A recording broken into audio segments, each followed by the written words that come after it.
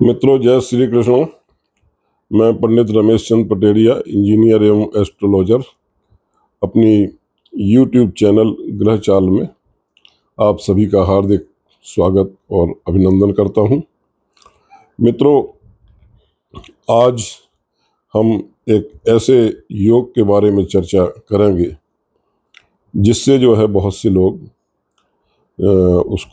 उससे बहुत परेशान रहते हैं और बहुत भयभीत रहते हैं। क्योंकि मित्रों, ये श्रावण का मास चल रहा है, भगवान शंकर का महीना है ये।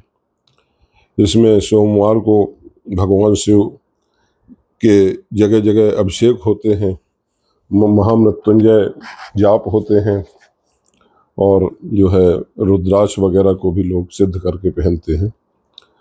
तो ये इस योग का संबंध भी जो है शिव जी से ही है, शिव जी से है या शिव जी के गणों से है। तो मित्रों, आज हम चर्चा करने जा रहे हैं काल सर्प योग कहें या उसे दोष कहें, उसके बारे में। तो मित्रों, जो है ये नाम सुनते ही लोग जो है लोगों के अंदर घबराहट पैदा हो जाती है, और जबकि ये जो है इतना खतरनाक योग नहीं है जैसा कि आप लोगों को समझाया या बताया गया है। इस योग का फल कथन जो है किसी भी शास्त्र में नहीं किया गया है। ये मात्र भी 40-50 वर्षों से चर्चा में आया, जिसको तथाकथित लोगों ने बढ़ा चढ़ाकर इसका प्रचार प्रसार किया और अपनी दुकानें खोल ली।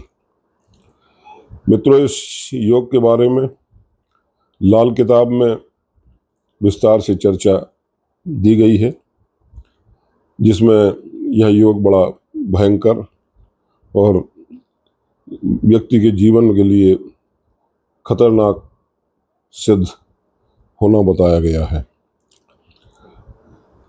तो मित्रों, जो है इस तरह के अशास्त्रीय जो बातें हैं, उनसे लोगों के मन में जो भय व्याप्त है, इस भय को दूर करने के लिए हम जो है आज चर्चा करेंगे। मतलब कहने का मतलब यह है कि जीवन में जो है लोगों को इतना डर लगता है ये योग देख करके अपनी कुंडली में कि पता नहीं अब जीवन में क्या होने वाला है। हाँ, बृहत होरा पाराशर शास्त्र में सर्प योग की जरूर चर्चा की गई है, जो राहु और शनि के बीच सभी ग्रहों के बैठने से बनता है।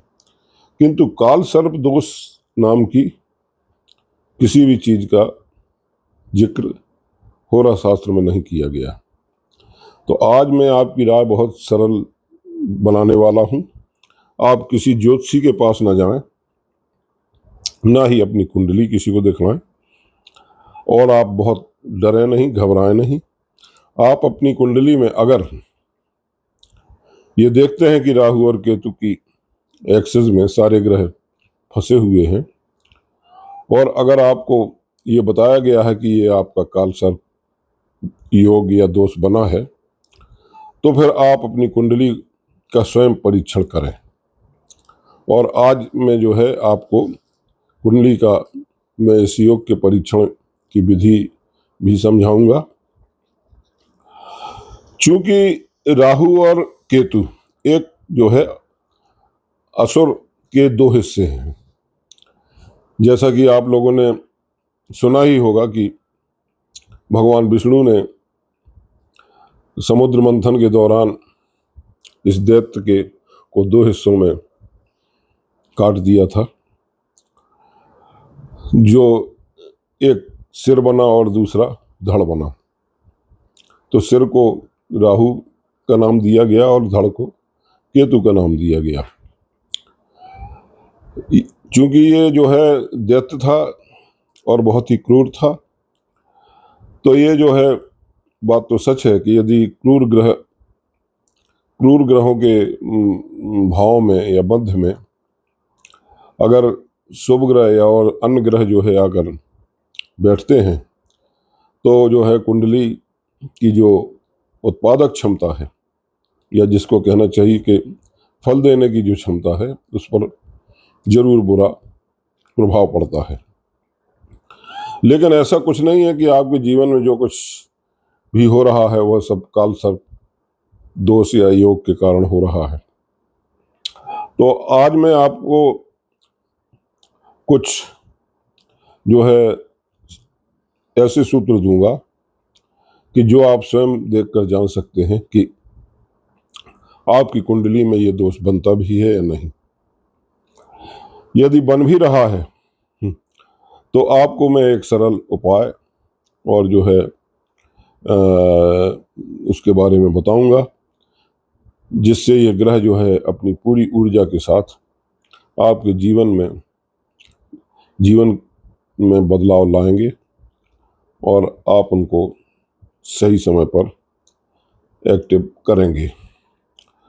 तो जो सूत्र आपको दिए जा रहे हैं उन्हें आप लोग नोट जरूर कर लें और दूसरे आपके जो भी जानकार हों या मित्र हों उनको भी ये बताएं।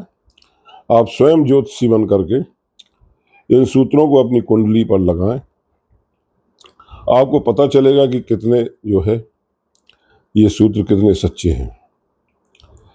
सबसे पहले बात जो है, अगर आपकी कुंडली में सारे ग्रह आपको अपनी कुंडली में राहु और केतु के बीच में फंसे हुए दिखाई देते हैं, तो आप सबसे पहले ये देखेंगे कि राहु जो है वह एक दैत्य है और केतु दैत्य का सिर है और केतु जो है धड़ है। तो क्या होगा, मतलब कि जो है क्या नाम, आपको जो मैं कुंडली में देखना समझाऊंगा, तो आपको जो गणना करना है, यानी कि ग्रह कहाँ बैठे हुए, किस भाव में बैठे हुए, वो राहु के आगे से, राहु से शुरू करना है केतु की ओर, ना कि केतु से राहु की ओर। और वहां आपको चेक करना है कि ग्रह जो है राहु जिस भाव में बैठा है उस भाव के अगला भाव में आपके ग्रह बैठा, फिर और अगले भाव में कोई ग्रह बैठा, फिर और इस तरह से केतु तक आपको देखना है कि अगर ये इस तरह से बैठे हुए हैं। क्यों?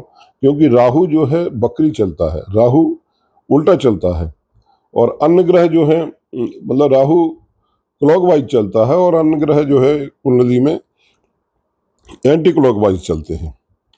तो इसलिए राहु उन ग्रहों की तरफ आएगा और ये ग्रह राहु की तरफ बढ़ेंगे, तभी ये जो है दोष सिद्ध हो पाएगा कि हाँ ये दोष बन रहा। और अगर पीछे की तरफ ग्रह हैं राहु और केतु के, तब ये दोष जो है नहीं बनेगा। तो यहाँ एक बात जो है यही समझनी होगी आपको, है कि नहीं। मतलब माना कि राहु जो है पहले घर में है, जैसे हम एक कुंडली का ये उदाहरण दे रहे हैं, ये हमारी उदाहरण कुंडली बनी हुई है। माना राहु यहाँ बैठा है 1 नंबर में, यहाँ राहु बैठा है, तो केतु यहाँ बैठेगा 7 नंबर में, केतु यहाँ आएगा। अब यहां से हम गिनेंगे, यानी राहु ऐसा चलेगा और बाकी ग्रह ऐसे चलेंगे, तो हम यहां से गिनेंगे। तो जब हम यहां से गिनेंगे तो ये आएगा 1 2 3 4 5 6, इस तरह से जो है। तो यहाँ पर यदि ग्रह बैठे हैं, जैसे मान लीजिए गुरु बैठा हो या मंगल बैठा हो या शुक्र बैठा हो या चंद्रमा बैठा हो, तब ये जो है योग बनेगा, क्योंकि राहु इस दिशा में बढ़ रहा है और ग्रह इस दिशा में जा रहे हैं। समझ गए होंगे आप, है ना। तो इस तरह से जो है हम देखेंगे, मतलब यानी कि ये जहां बैठे हैं वहां से ही हम काउंट करते हैं, ना कि हम पीछे से कि राहु यहाँ बैठा है तो हम यहाँ से गिने कि ये पहला घर है, ये दूसरा घर होगा, ये तीसरा, यहाँ से नहीं।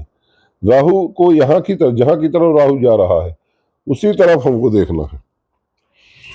तो इस तरह से जो है यहाँ जो है ग्रहों की मतलब ये देखना है कि ये कहीं यहाँ बैठे तो नहीं है, क्योंकि राहु लग्न से पहले 12वें घर में जाएगा, लग्न से पहले 12वें घर में जाएगा, और फिर 11वें घर में जाएगा, और इसके बाद 10वें घर में, फिर 9वें घर में, फिर अष्टम भाव में जाएगा, और फिर सप्तम भाव में जाएगा। तो यहाँ ग्रह जो है ये देखना है कि यहाँ ग्रह बैठे हैं या नहीं बैठे हैं, तभी इस योग के बारे में हम डिसाइड कर पाएंगे। ये बहुत ही सिंपल है, मतलब समझना कि राहु यदि पहले घर में है तो वो उल्टा चलेगा, है कि नहीं। ये मैंने आपको बता ही दिया, क्योंकि ये राहु जो है बकरी चाल चलता है। तो दूसरा जो है क्या है कि अगर राहु और केतु के साथ कोई ग्रह बैठा हो, मतलब अगर वास्तव में यहाँ पर ग्रह अगर बैठे हैं तब तो फिर योग बन रहा है, काल सर्प दोष बन रहा है। और अगर जो है क्या नाम राहु और केतु के साथ भी अगर कोई ग्रह बैठ जाए और बाकी ग्रह इन 5 भावों में बैठे, तब ये दोष जो है खंडित हो जाएगा निश्चित रूप से। इस तरह से मतलब जो है यानी कि राहु और केतु को अकेला बैठना चाहिए, ये इसमें पहला सूत्र की शर्त है। दूसरी चीज क्या है कि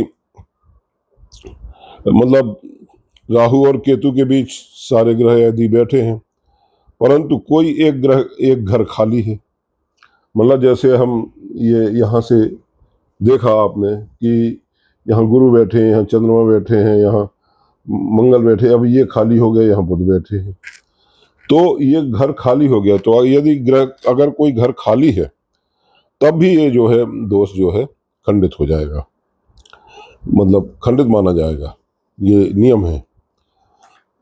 मतलब ये चीजें देखना जरूरी है। या हो सकता है कि एक घर में 2 या 3 ग्रह बैठे हों और बाकी 1-2 ग्रह बीच में खाली हो, तो यदि घर खाली है तब ये दोष खंडित ही माना जाएगा, क्योंकि राहु जो है जो गोचर करता है वो 1.5 वर्ष करीब करता है एक राशि में, तो वो इतने दिन में आएगा, तब तक तो वो ग्रह और ग्रहों की स्पीड तेज होती है, तो वो तो 2-3 चक्कर लगा चुके होंगे, तो उसके यहाँ तक वो पहुंच ही नहीं पाएगा, और वो तो पहले ही निकल जाएगा अन्य ग्रह।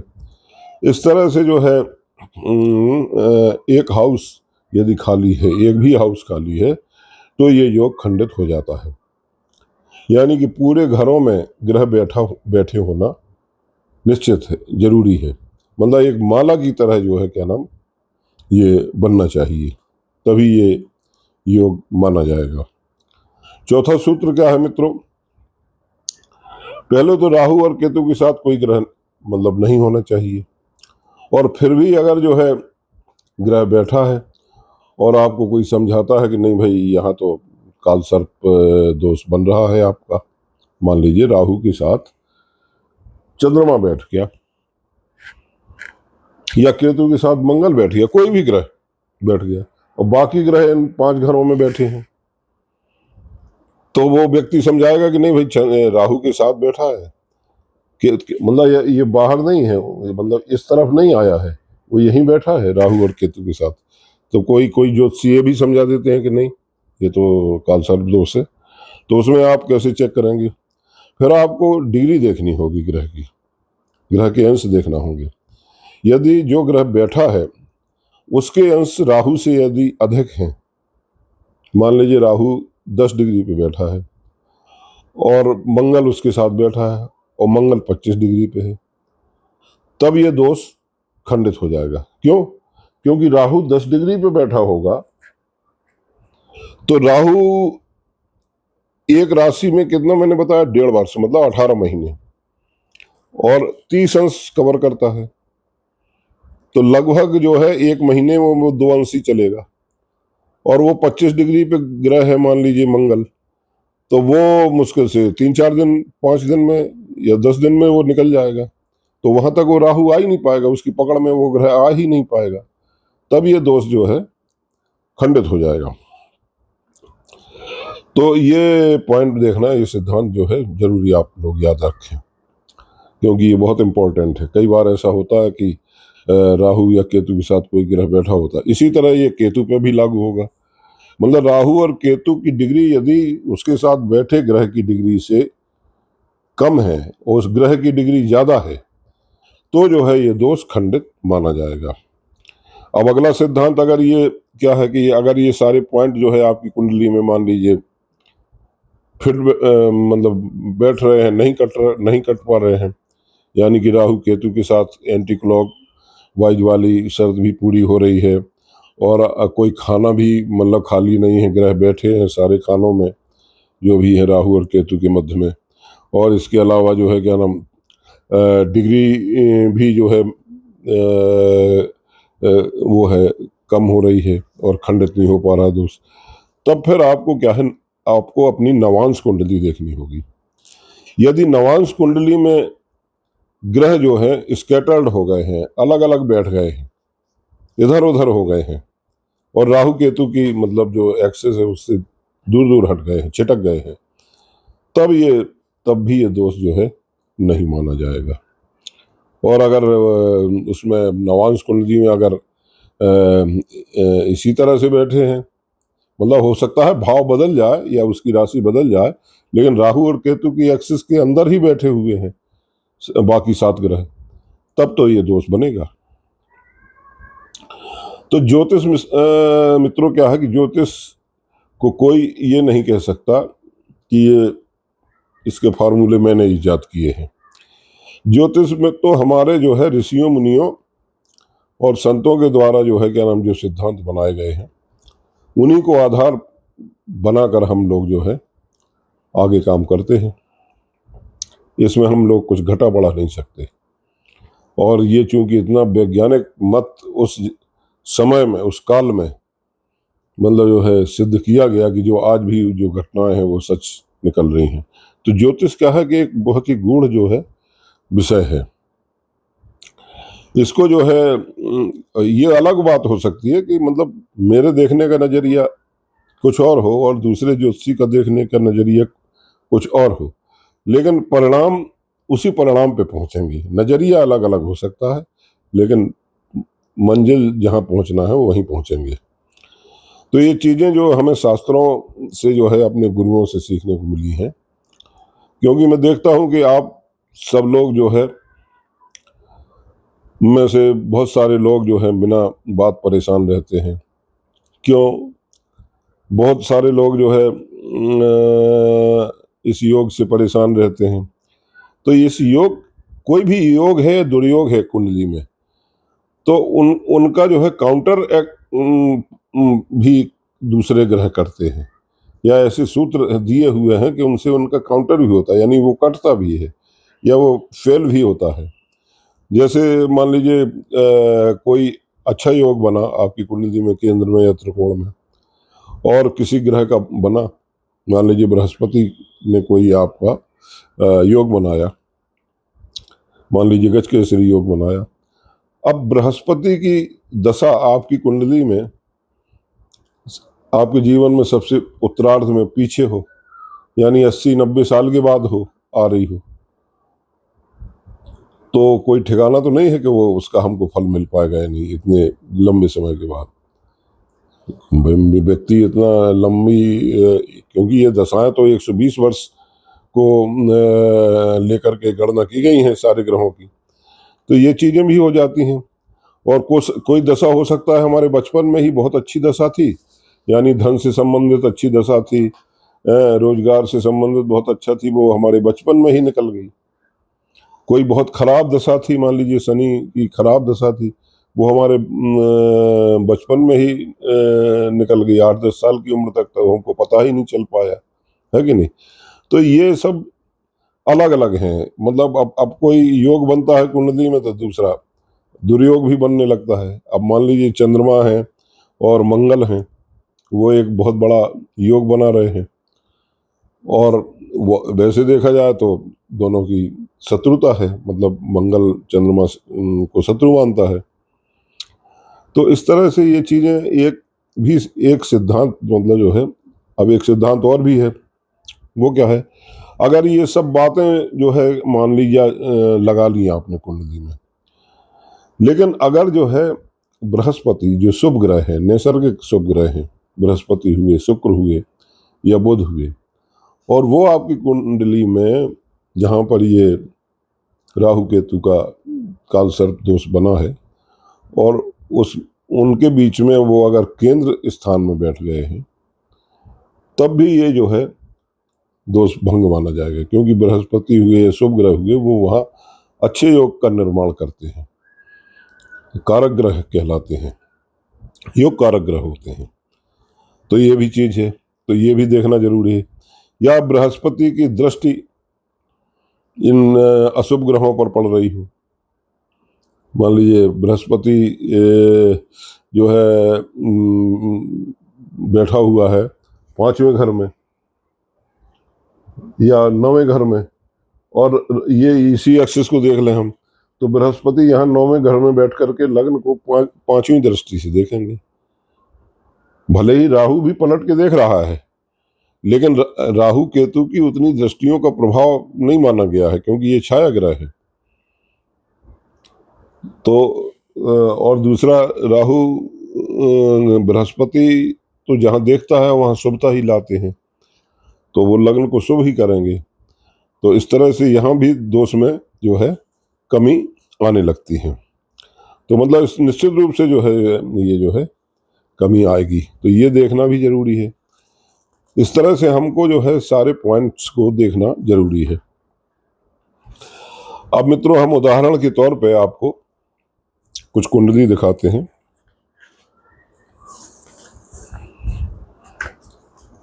जिससे आपको स्पष्ट हो जाएगा कि ये दोष है या राजयोग है।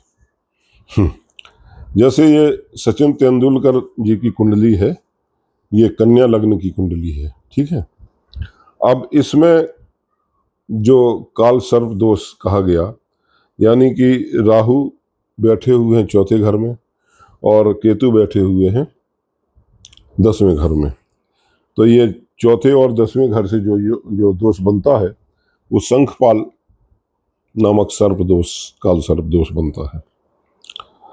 अब आप देखेंगे कि राहु जो है वो 4थे भाव में है, तो राहु कहाँ को जा रहा, 4थे से वो उल्टा चल रहा, मतलब क्लॉकवाइज चल रहा, तो वो 3रे भाव में आएगा, 3रा भाव खाली है, फिर दूसरे में आएगा, फिर लग्न में आएगा, फिर यहाँ से 12वें में आएगा, फिर 11वें भाव में आएगा, और फिर यहाँ केतु बैठा हुआ है।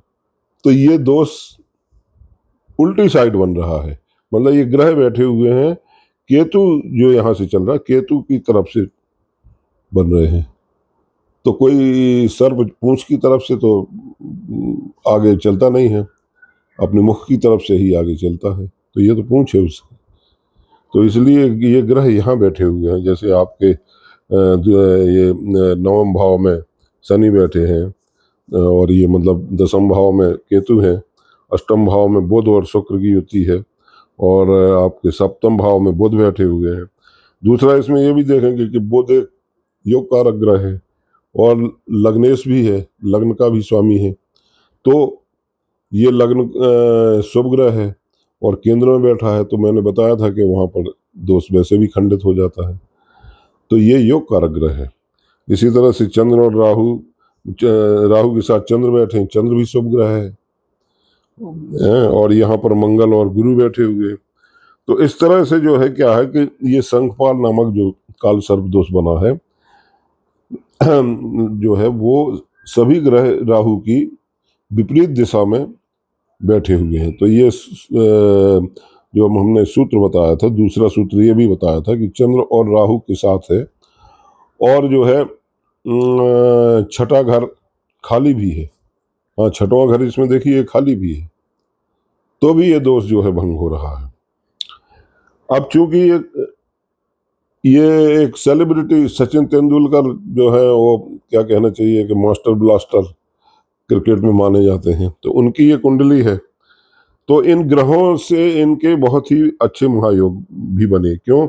क्योंकि सूर्य जहां बैठे हुए हैं अष्टम भाव में, वो अपनी उच्च राशि में बैठे हुए हैं, और सूर्य के पहले घर में ग्रह बैठा है और अगले घर में ग्रह बैठा है। सूर्य जो है 12वें भाव के स्वामी है। 12वें भाव में सिंह राशि 5 नंबर लिखी हुई है, और यहाँ 1 नंबर राशि मंगल की राशि में बैठे हुए हैं, और मंगल से ये घर दृष्टि भी डाल रहे हैं सूर्य पर। मंगल देव चौथी दृष्टि, यहाँ से गिनेंगे 1 2 3 4। और मंगल खेल के कारक भी है, ऊर्जा के कारक है। तो इस तरह से जो है, और ये इनका जो है महा भाग्य योग बना यहाँ पर, तो इसलिए महाभाग्य योग ने ये किस्मत इनकी चमकाई। तो इस तरह से मित्रों जो है हर ये कुंडली है। दूसरी कुंडली का और मैं एक उदाहरण आपको प्रस्तुत करता हूँ, जो है ये कुंडली है, ये सिंह लग्न की कुंडली है।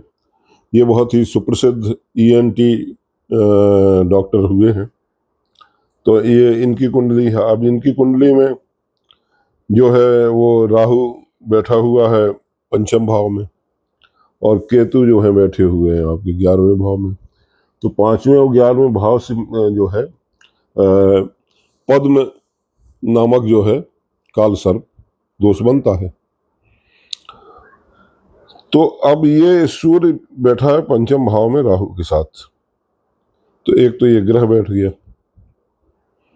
लेकिन फिर भी मान लिया जाए, अब राहु इधर की तरफ जा रहा तो सारे ग्रह इधर ही की तरफ बैठे हुए हैं, यानी वो फॉर्मूला यहाँ पर जो है क्या नाम थोड़ा सा फिट बैठ रहा है।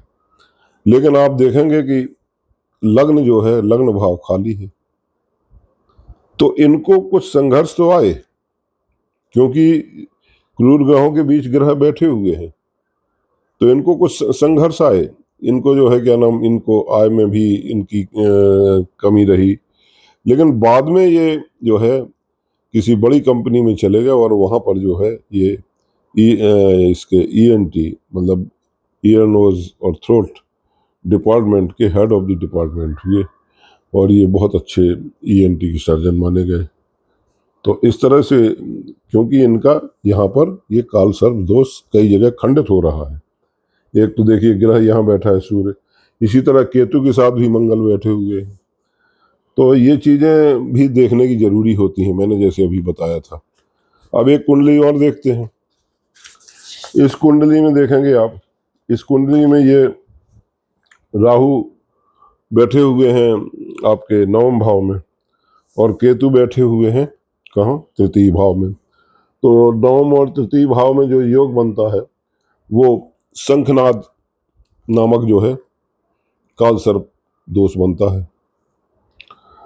तो अब इसमें देखेंगे कि आप राहु से देखेंगे कि मंगल बैठा है अष्टम भाव में, सप्तम भाव में गुरु बैठे हैं, छठे भाव में शुक्र बैठे हैं, पंचम भाव में बुध और शनि की युति है, और चौथे भाव में सूर्य बैठे हुए हैं, और केतु अलग बैठा है। राहु और केतु स्वतंत्र रूप से बैठे हुए हैं, कोई ग्रह इनके साथ नहीं बैठा है, कोई घर खाली नहीं है, और कोई ऐसा कोई योग भी नहीं बन पा रहा है।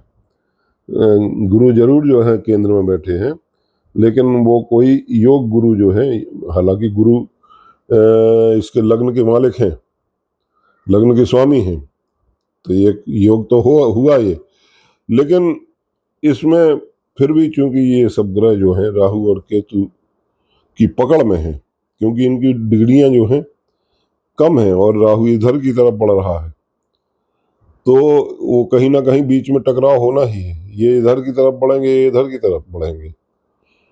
मतलब अब अगर कोई राहु के साथ ग्रह बैठता है, मान लीजिए मंगल बैठा है, अब मंगल मान लीजिए 25 डिग्री पे बैठा है, तो वो तो इधर को जाएगा, और राहु मान लीजिए 12 डिग्री पे बैठा है, तो राहु इधर को आएगा, उसकी डिग्री घटती जाएगी, यहाँ पर जाके 0 हो जाएगी, तब इस घर में प्रवेश करेगा, क्योंकि ये बकरी चाल चल रहा। तो इन ग्रहों की चाल और ग्रहों की भाषाओं को समझना बहुत आवश्यक है। तो मित्रों जो है, अब आज जो है मैंने आपको इस काल सर्प दोष से के बारे में बताया कि ये इतना डरने वाला दोष या योग नहीं है। हाँ, अगर ये जो मैंने तीसरा उदाहरण दिया जिसमें काल सर्प दोष सिद्ध हो रहा है, और भी कुंडलियों में हो सकते हैं, कुछ ना कुछ प्रभाव तो देखिए रहते हैं क्रूर ग्रहों के साथ, या क्रूर ग्रहों के मध्य में जब अगर ग्रह फंसते हैं तो कुछ ना कुछ तो। और राहु तो वैसे भी कलयुग का जो है राजा है, तो कुछ ना कुछ तो जरूर गड़बड़ी करता है, और जातक को जीवन में कई परेशानियां आती हैं इस काल सर्प दोष के कारण। पत्नी से क्लेश, परिवार में क्लेश, धन की हानि, शिक्षा में कमी, संतान की प्रॉब्लम, बीमारियां, मतलब कई इस तरह से, नौकरी व्यापार में दिक्कतें, तो कई इस तरह के जो है, और अवसाद, डिप्रेशन, यानी कि बहुत सी ऐसी चीज़ें आती हैं इन क्रूर ग्रहों के कारण। तो इनके उपाय भी हम जो है हमें जानना जरूरी है, और इन दोषों को भी हमको डिटेल में जानना जरूरी है, जिसे मैं अब अपने अगले वीडियो में आपको प्रस्तुत करूंगा। क्योंकि समय में इसका जो वीडियो का समय है, कॉल है ये रिकॉर्डिंग का, ये थोड़ा ज़्यादा हो रहा है, इसलिए जो है अगले एपिसोड में मैं इसका पार्ट 2 लाऊंगा, उसको आप जरूर देखिएगा। धन्यवाद। जय श्री राम।